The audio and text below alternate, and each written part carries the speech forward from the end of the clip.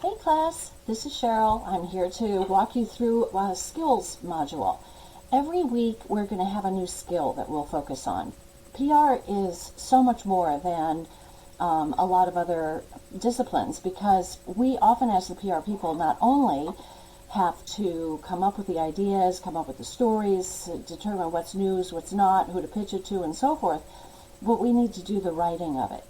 In advertising, basically you take a specific role where you may just be the creative director, you might be a copywriter, you might be the account manager, but you're not the one doing everything.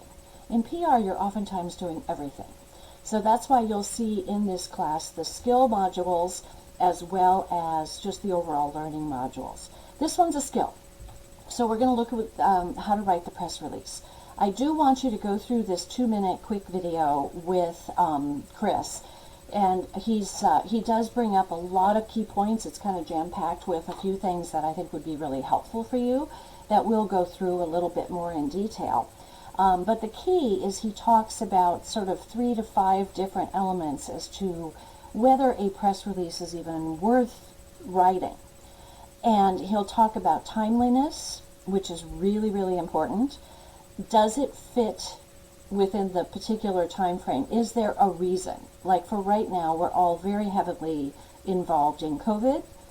There's a lot of things happening with unemployment, people suffering, all the things that are exciting about the vaccines coming up, but restaurants closing, stores having trouble. There's so many different things right now that if you had some type of news that related to that, it would be timely.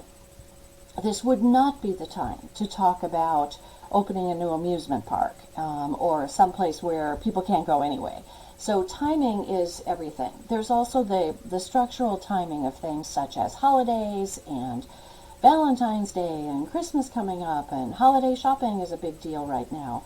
As you can see, this is December, so I'm doing this in December. But so look at it from a timely standpoint. Is it something newsworthy? Is it new? Has it been around forever, or is this a brand new thing? Are you improving something, making something better? Does it have some sort of important feature, person, or some really relevant feature that makes it important? Is it relatable to the audience? That's the number one thing that's key, is have you said in your very beginning of your press release why anybody should care? That's the number one thing you should be doing. And also another thing that hits a lot, especially right now during our times of COVID, are human interest stories, where they can try to take this big crazy thing called COVID and bring it down to an individual, a family, somebody who has been impacted, that kind of thing. When you hear something like a hurricane killed 100,000 people in Indonesia, that's horrid, but it is so big our minds can't wrap around what 100,000 people killed looks like. So it tends to be one where we don't brush it off, but we can't relate to it. So if you instead are able to go there afterwards and show a story of a particular tourist who was impacted, or a family that was impacted, and bring it down to a human level, it then makes the story more relevant. All right, let's talk about a few things. Chris will mention PR assets. PR assets are the things that really bring your story to life. Your press release, I guess, is an asset as well, but what's most important about it is if you add a video, you add photos, you add more detailed information, you add a survey result, anything that's going to help bring it back to life. A white paper, which is more of a documented paper. White papers are done more by high-end professionals where they're trying to make a point. They're used, of course, in college all the time, but those are sometimes needed. And then other digital assets, like even just what have you provided, an app or something. Those are sort of the extra assets that you will work on. Now, let's talk about writing the press release itself. So writing a press release is done in a particular style, and I'll use news release or press release interchangeably. It really doesn't matter. And so it's called the inverted pyramid. And the reason we do it is several things. One is it's just been around forever, and this is the way that press releases are written. But the other is journalists don't have any time. All they need to, they're probably getting hit by, with up to sometimes 1,000 press releases a day, literally, individuals who are working beats. That might be food beats or, automotive beats. And when I'm talking about beats, these are writers, journalists who work in a specific area of expertise. There will be some who will just be business writers. There'll some food writers.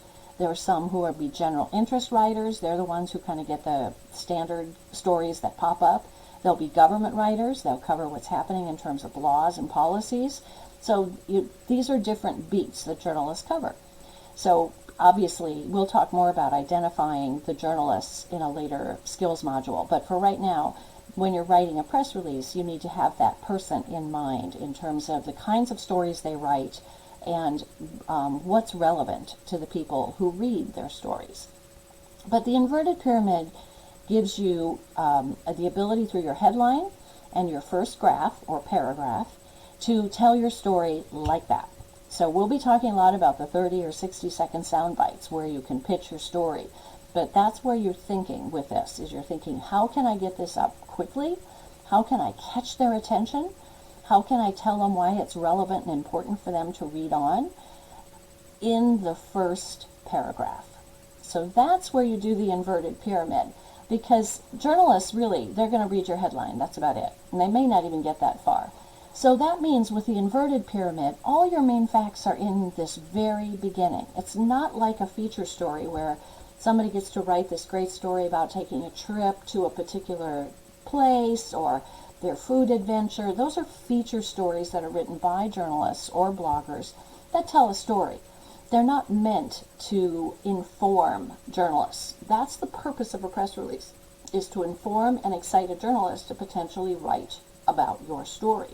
So you have to give them the main facts right at the beginning. And then you go to the next level of detail. You add a quote from somebody high up or relevant to the story in your company. You might fill in with more detail, end with another quote or comment, and then at the very end do a brief, they call it optional bio, I call it a tag, and it's a company tag that describes what your company is. So in this very first paragraph, you need to learn to write a sentence that will talk about the who, what, where, when, why, and potentially how in 1 to 2 sentences. So there's quite a bit that's, it's a skill, and it takes time. So we'll play with this and talk about it. But here's a release example of something I found on PR Web, and you guys will be getting used to PR Web. It's a place where you can go into their newsroom and see all of the press releases that PR professionals have posted that day. And these are releases that they pay to post them, and then they're distributed or available to newsrooms all over the world. So it's a quick and easy way to get a broader exposure than if you're just emailing to specific media. This is one called Simple Food Introduces Premium Artisan Rice Noodles. Okay, that's kind of interesting. Premium artisan rice noodles. What are they? Have they talked about that? So Simple Food's new line of artisan rice noodles, here's a subhead, showcases the rare and distinctive pleasure of fine noodle craftsmanship to people across North America. Okay, somewhat interested in that. But artisan noodles, okay, what's this about? So then there's a quote they put in here that is it's not attributed to anybody and should be. But here they go. Home cooks, restaurant chefs, and grocery stores in the United States no longer must settle for pedestrian rice noodles, the kind that never become supple, turn gummy when cooked, and either taste stale or lack flavor altogether. Okay, that sounds like an interesting lead. Oops, sorry. That sounds like an interesting lead. But the problem is, have they identified that there actually is? Are we lacking good rice noodles? Do we even know that there are better rice noodles out there? It's interesting that they're starting with the Home Chef. Stop trying to call me here. They're starting with the Home Chef, and saying how home chefs, restaurant chefs, and grocery stores no longer need pedestrian noodles. They haven't established that there's anything wrong with noodles today. So this is where you might want to even just say that, some kind of survey you've done with people who have tried our noodles versus other noodles, that, we found that it to be 95% of the people who tried our noodles found them to be superior, never knew that noodles could taste like this. I mean, it has to be something. I wouldn't lead with that either necessarily. Starting with the second paragraph, Simple Food Today announces its new line of artisan rice noodles available in grocery stores and online for consumers, as well as through wholesale accounts for restaurants and shops. Simple Food gluten-free products are among the best rice noodles in the world. Okay, what's wrong with that statement? First off, the first line is fine, what they're doing. What's wrong with the statement of Simple Food gluten-free products are among the best rice noodles in the world? What's wrong is, who says? Anybody can make a claim that they do the best rice noodles in the world. That should be quoted, or not stated, or somehow stated are among the best rice noodles according to. And there has to be some according to. In press releases, you cannot make blanket statements about something that you believe unless you quote it to somebody within the company or someone else that you feel is quotable for the release, or you prove it. Maybe they've won contests. Maybe they've done something. I don't know what it is. I don't know why this phone never rings. So they've long lamented the low quality of rice noodles in the United States. Again, I understand what they're trying to say here, but they're not proving that there is a low quality. They're not proving that there is something different about their rice noodles from that perspective. This is a good quote, and I like that, but again, I still think they need to prove it. So here's where it starts getting good about crafting the noodles. Here's the two things you need to do. So they start getting into details about their learning here about rice and rice noodles. The difference between run-of-the-mill and exceptional wheat, Italian wheat, is that consumers understand the distinction. Do they? Run-of-the-mill and exceptional Italian wheat pastas. Here's a good way to even state, over the years, Italian pastas have understood the need for, or the desire for people to have better quality noodles. Now we'd like to bring that to the rice noodle marketplace, or something along those lines. So this isn't a terrible release, but it does make some mistakes when it comes to just not really establishing that there is something really special about their noodles, because, well, you know what it didn't do? It didn't establish the need. I'm not sure that there's a need out there. Show me the need for people to have better noodles. Now, the other thing this should have had is a really good asset. It should have had a video attached to it with their main chef showing the difference between, soggy noodles and this noodles, or the ones that don't become supple, or whatever they're trying to prove there. But something along those lines, or a great visual to go along with it. So this is a standard press release in that it does have many things done correctly, but every press release can be picked apart. So let's go to now practicing this scenario. So if you have a company, one of the hardest press releases to write, but one that almost every company has to do if they're in retail, PR person has to do, and that would be the closing of stores.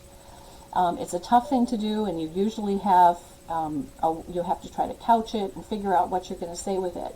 So if you had a company that you were with slumping sales, and you had to close the store, but you 5 stores, but you did not want it to be, anything that makes people feel that there's something wrong with the company in general. You have 25 additional stores that are doing really well. You have to eliminate these 5 underperforming locations, and this is going to impact employees at those stores. So when you're thinking about this, you think about the who, what, where, when, and why, and how of this. This is one I'd like you to practice. How would you state it? Who is the person here? So who's being affected?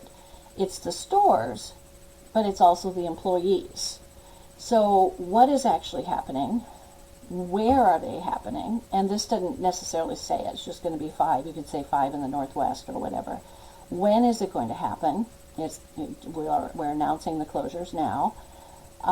Why is it happening? That's the one I want you to play with a little bit as to how you might state that without damaging the company too much. And how could be a little bit about how are you going to be addressing the needs of the particular employees that will be losing their jobs.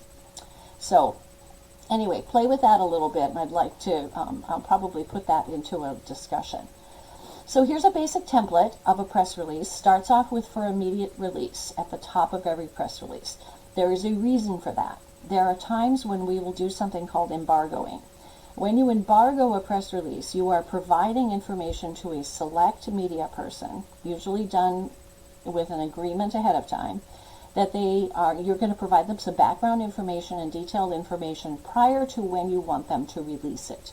This is really important when you have a particular reporter, like Boeing has particular reporters, or Microsoft does. When Microsoft is about to announce something, they typically provide embargoed information to the reporters that they have a relationship with ahead of time, so they can understand the depth and the complexity of the product first. But they know it's an agreement between the journalist and the PR person that you will not release this until the date of when the announcement's made. It's a courtesy that's done to help them better understand the product. It's not done all the time. It's certainly not done for standard press releases, but it is done when you have relationships with media and you want to make sure that they've got the background needed ahead of time. But typically you would just put for immediate release. Your contact name has to be there. Sometimes you'll add in, if you're an agency, you might put in the name of somebody from the organization. Your headline's your number one thing, and a subhead often allows you to then take that headline to the next level. You will do something called a dateline, city and state. That's always the city and state where the company is headquartered, or where the activity is happening. If you're closing an Eddie Bauer store in California, you're still going to say Seattle, Washington, because it's coming from Seattle, Washington, where Eddie Bauer is headquartered, even though the particular store is in San Francisco. So, and then you have your lead paragraph where your who, what, where, when, and why is in here. So go through this a little bit. Go through the video quickly here, and then I'd like you to finish the new product press release that we're in the discussion that I've got for you, and also in the news. One of the things this class is going to do, as I think I talked about at the beginning, is you will be involved with news. You are going to have to be looking at news, and news from credible news sources, not from Facebook or Twitter or anything like that, but from credible news sources. So we'll be looking at articles in the news every week for you to look at. And then please also complete the individual assignment, which is a new product press release. Hope that helps. Bye.